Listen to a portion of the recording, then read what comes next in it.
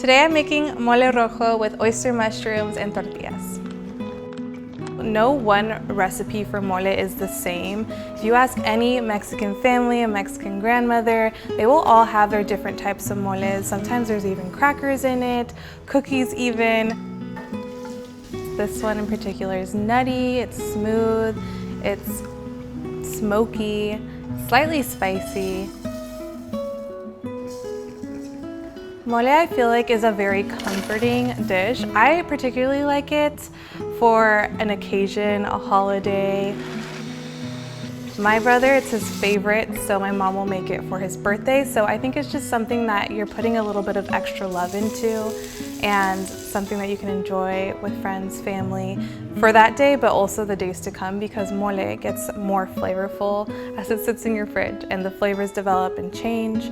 So it's something that you can enjoy for days on.